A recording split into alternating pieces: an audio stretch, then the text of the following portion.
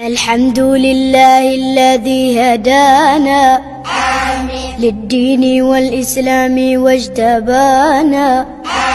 سبحانه من خالق سبحانه بفضله علمنا القرآن. نحمده وحقه أن يحمدا ثم الصلاة كلما الحادي حدا على النبي الهاشمي محمدا.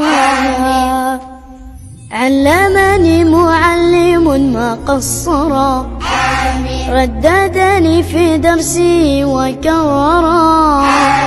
إني تعلمت الكتاب أكبرا حتى قرأت مثله كما قرأ.